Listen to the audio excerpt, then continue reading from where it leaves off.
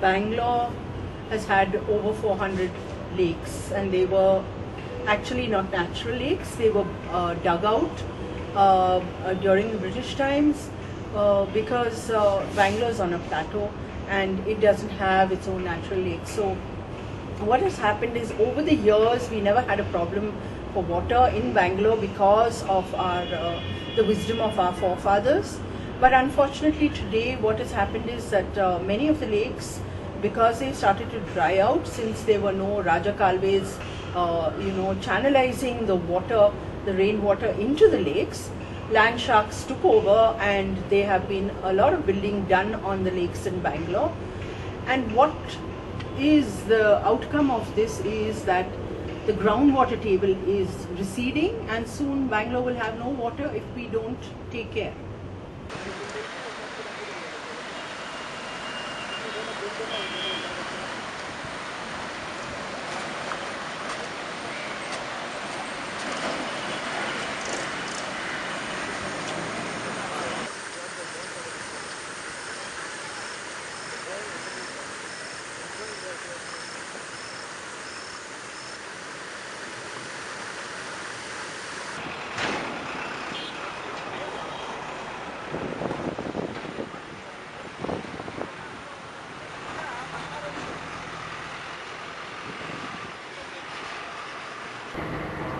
ಇಲ್ಲೇ ಹುಟ್ಟಿ ಬೆಳೆದಿದ್ದೆಲ್ಲ ಇಲ್ಲೇನೇ ಇದೆ, ಇದೇ ಸ್ವಂತ ಊರೇ.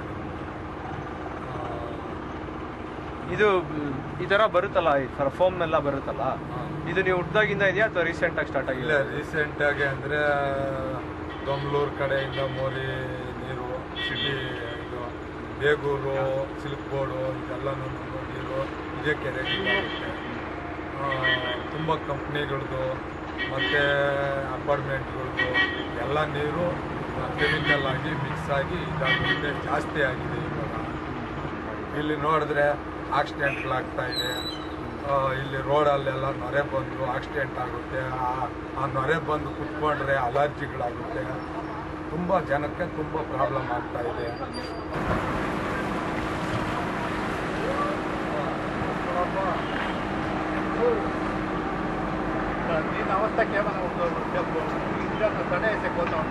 ಇದು ಏನರಿಂದ ಬರ್ತಾ ಇದೆ ಸರ್, ಹಿಂಗಾಗ್ತಾ ಇದೆ?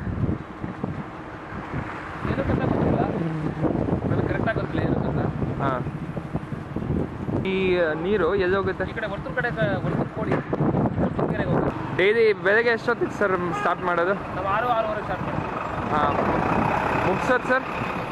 ಮುಗಿಸೋದು 10 ಗಂಟೆ 10 ಗಂಟೆ ಆಯಿತು. ಟ್ರಾಫಿಕ್ ಕಮ್ಮಿ ಆಗೋ ಗಂಟೆ ಆಯಿತು. ಬೆಳಿಗ್ಗೆ ಹೊತ್ತು ರೋಡ್ ಫುಲ್ ಬ್ಲಾಕ್ ಆಗಿಬಿಡುತ್ತಾ ಸರ್? ಹಾಂ, ಬೆಳಗ್ಗೆ ಟೈಮ್ ಆಗುತ್ತೆ. ಇದರಿಂದ ನಿಮ್ಗೇನೋ ಪ್ರಾಬ್ಲಮ್ ಆಗಲ್ವಾ ಸರ್? ಪ್ರಾಬ್ಲಮ್ ಆಗುತ್ತೆ, ಬಟ್ ನಮ್ಗೆ ಹಾಸ್ಪಿಟ್ಲಿಗೆ ಅಮೌಂಟ್ ಕೊಡ್ತಾರೆ. ಎಷ್ಟು ಸರ್ ಕೊಡ್ತಾರೆ ಹಾಸ್ಪಿಟಲ್ಗೆ ಅಮೌಂಟ್? ನಮಗೆ ಮ್ಯಾಕ್ಸಿಮಮ್ ಒಂದು 5,000 ಗಂಟೆ. ಅದು ನಿಮ್ಗೇನಾದ್ರು ಸಾಕಾಗುತ್ತಾ ಸರ್? ಇದರಲ್ಲಿ ಏನಾಗಿಲ್ಲ ನಮಗೆ.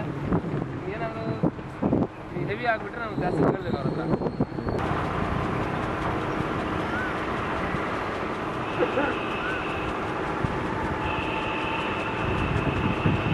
ನಾನು 25 ವರ್ಷದಿಂದ ಇದ್ದೀನಿ. ಅವಾಗ ಹೆಂಗಿತ್ತು ಈ ಊರು? ಒಳ್ಳೆ ಸಮುದ್ರ ಬಂದಂಗೆ ತೆರೆ ಬರ್ತಾ ಇತ್ತು, ಫುಲ್ಲು ನೀರೇ, ಯಾವುದೇ ಒಂದು ಗಿಡ ಇದಲ್ಲೇ ಇರಲಿಲ್ಲ. ಶುದ್ಧವಾಗಿತ್ತು ನೀರು. ಎಲ್ಲ ಸ್ನಾನ ಮಾಡ್ತಾ ಇದ್ರು, ಹೋಗಿ ಕೆರೆ ಈಜು ಹೊಡಿತಾ ಇದ್ರು, ಕುಡಿತಾ ಇದ್ರು ನೀರನ್ನ. ಕೆಳಗಡೆ ಎಲ್ಲ ಗದ್ದೆ ಇತ್ತು, ಭತ್ತದ್ದು ಕೆಲದೇ ಫುಲ್ ನೀರು ಹೋಗ್ತಾ ಇತ್ತು. ಚೆನ್ನಾಗಿತ್ತು.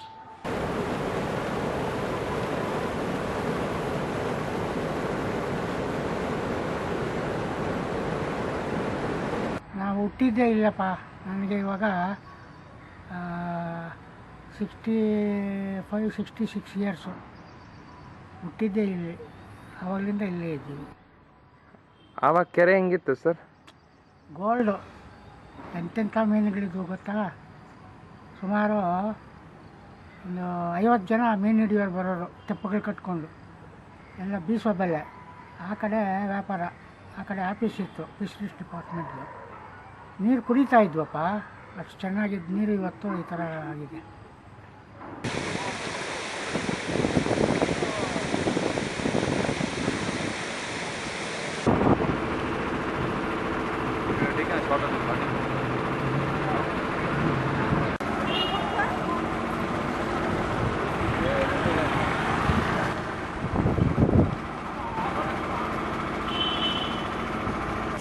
glad that has happened, because it is only when it hits us ourselves, there is no water in that bucket for a bath, and there is this froth which is coming up on our faces and filling our cars and making it stink, that we are definitely going to take a little and make a little effort to find out what is the problem.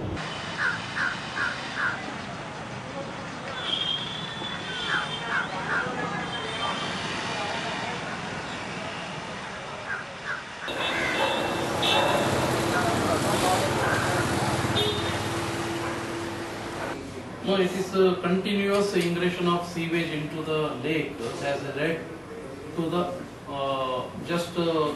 whatever organic matter is there, it has settled in those lakes since 10 years.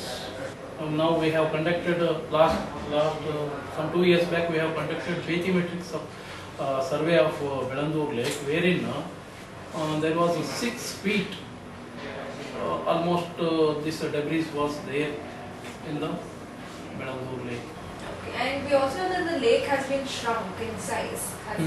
So is it because of urbanization?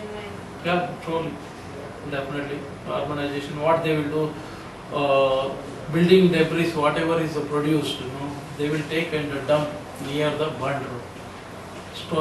Slowly they will start encroaching the lakeland. If it is maintained properly, then there won't be any encroachment. Earlier also we had almost fenced that lake earlier, but now also we see there are so many fencing has been damaged and encroachment is taking place.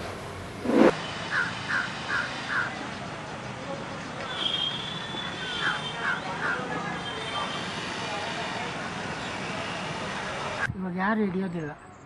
ಆ ಮೀನು ತಿಂದರೆ ಕೂಡ ಒಂಥರ ಈ kerosene smell ತೇಕಿದ್ರೆ ಆ smell ಬರುತ್ತೆ. ಅದಕ್ಕೆ ಯಾರು ತಿನ್ನಲ್ಲ, ಮೀನು ಹಿಡಿಯಲ್ಲ. ಐತೆ ಮೀನು, ಯಾರು ತಿನ್ನಲ್ಲ. All the creatures which are living in the lake will definitely die out. We have had it time and time again, these big pictures, sensational pictures in the papers showing us thousands of fish die, the fish kill and that sort of thing, but there has been nothing happening about it because it doesn't affect us. In fact, those fish kill are sold and people buy it and eat. ಎಲೆಕ್ಷನಲ್ಲಿ ಬರ್ತಾರೆ MLAಗಳು, MP ಗಳು, ಮಿನಿಸ್ಟ್ರುಗಳು vote ತಗೊಳ್ತಾರೆ. ಹಂಗೆ ಮಾಡ್ತೀವಿ, ಹಿಂಗೆ ಮಾಡ್ತೀವಿ. ನೋಡಿ, ನಮ್ಗೆ drainage ಇಲ್ಲ, ನಾವೇ ಹಾಕ್ಕೊಂಡಿದ್ವಿ. ಫ್ರೆಶ್ ಔಟು, ವಾಟರ್ ಸಪ್ಲೈ ಇಲ್ಲ. ಇವಾಗ ಡ್ರೈನೇಜ್ ಎಲ್ಲಿ ಹೋಗುತ್ತೆ ಸ್ವಾಮಿ? ಎಲ್ಲ ಕೆರೆಗೆ. ನಾವು ಇವೆಲ್ಲ ಅನುಭವಿಸ್ತಾ ಇದ್ವಿ. ಚರ್ಮ ರೋಗ, ಕೆರೆಯಾಗೋದು, ಉಣ್ಣಗಳಾಗೋದು.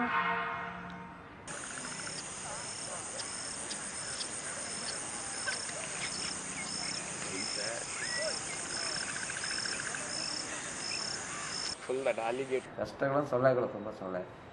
ಸೆಕೆಗಾಲದಲ್ಲಿ ತುಂಬ ಸೊಳ್ಳೆ ಬರುತ್ತೆ. ದೇವಸ್ಥಾನದ ಹಳೆ ನಿರ್ಮಾಲ್ಯ ಹೂ ಸಹಿತ ಹಾಕಲ್ಲ ಇವಾಗ, ಅಷ್ಟು ಜನರಿಗೆ ಅದ್ರ ಬಗ್ಗೆ ಅಸಹ್ಯ ಇದೆ. ಹೌದು.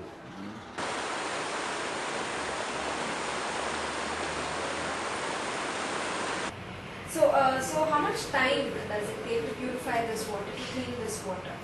It requires, once they stop entry of sewage, then it takes a minimum of 2 years. It is a continuous process because it's very big lake. See, it will take minimum 1 year for 50 hectares or 100 hectares lake, but it's a very big lake. You have to remove all the water hyacinth, that is weed which has grown in that lake. Last time only we had spent a lot of money on that, but once this sewage enters into that lake, again it will grow. So we have to stop the entry of sewage. That's the main thing. Measures. We have been crying ourselves hoarse, we science and environment journalists, keeping on writing and saying, stop raw sewage from going into the lakes. Stop all the effluents from factories and industries from going into the lakes. Let's clean up. Stop it, stop it, stop it. But if somebody just pays under the table, he's allowed to do it. If you look at the River Thames, is it possible to clean up? Of course it is possible to clean up. The River Thames is one of the most polluted rivers running through London. And today you can just jump into it, you can swim in it. It's perfectly and totally clean. Why? Because the whole city got together as one unit and decided it's time we did something.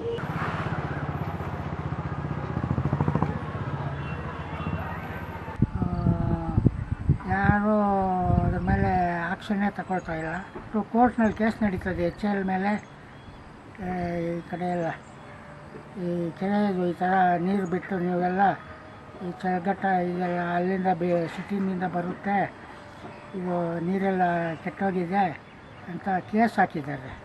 ಯಾರು ಕೋರ್ಟ್ಗಳೇ ನಿದ್ದೆ ಹೋಗ್ತಾ ಇದೆ, ಯಾರು step ತಗೊಳ್ತಾರಪ್ಪ. And I think that's what Bangalore has to do. All of us have to get together. We all have to work together. Those lakes are ours. That groundwater table is ours. We are the ones who are going to die otherwise if we don't take it in our hands. And I personally feel the only way out of it is if all of us as civic bodies work together and decide this is what we are going to do.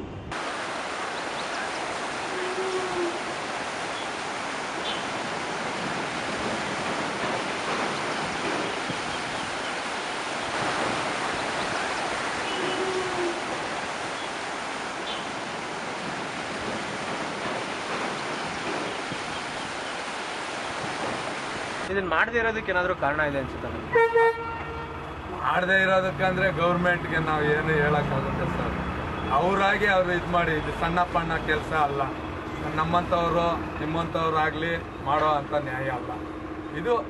ಅಜ್ಜ ಅದರಲ್ಲಿರೋರು ಆ ಪೊಸಿಷನಲ್ಲಿ ಇರೋರೇ ಬಂದು ಇದು ಕೈ ಹಾಕ್ಬೇಕು. ಈ ಸಣ್ಣ ಪಣ್ಣದವರು ಮಾಡೋ ಕೆಲಸ ಆಗಿದ್ದಿದ್ರೆ ಯಾರನ್ನ ಮಾಡೋರು. ಆ ಕಚಡ ನೀರು ಬರೋ ಕಡೆ ಎಲ್ಲನೂ ಇದು ಮಾಡಿ ಆ ಕೆರೆಗೆ ಬಿಡ್ದಿರ ಅದ್ರ ಡ್ರೈನೇಜ್ ಇದು ಮಾಡಿ ಬಿಟ್ಟು ಕೆರೆನ ಕ್ಲೀನ್ ಮಾಡಿ ಒಳ್ಳೆ ನೀರು ಇವಾಗ ಆಗರದ ಕೆರೆಯಲ್ಲಿ, ಹಲಸೂರು ಕೆರೆಯಲ್ಲಿ ಇಲ್ಲೆಲ್ಲನೂ ಕೆರೆನ ಶುದ್ಧಿ ಮಾಡಿ ಒಳ್ಳೆ ನೀರು ಬಿಟ್ಟು ಅದಕ್ಕೆ ಯಾವ ಥರ ಇದು ಮಾಡಿದ್ದಾರೆ ಆ ರೀತಿ ಗೌರ್ಮೆಂಟ್ ಮಾಡ್ಬೇಕು ಸರ್. ಸಣ್ಣ ಪಣ್ಣ ನಮ್ಮಂಥವ್ರು ಯಾವುದೇ ಥರ ಮಾಡೋಕ್ಕಾಗಲ್ಲ. ನಾವು ಜೀವನ ಮಾಡೋದಕ್ಕೆ ಸರ್ ಆಗುತ್ತೆ, ಇನ್ನು ನಾವು ಎಲ್ಲಿ ಸರ್ ಮಾಡೋಕ್ಕಾಗುತ್ತೆ ಹೇಳಿ.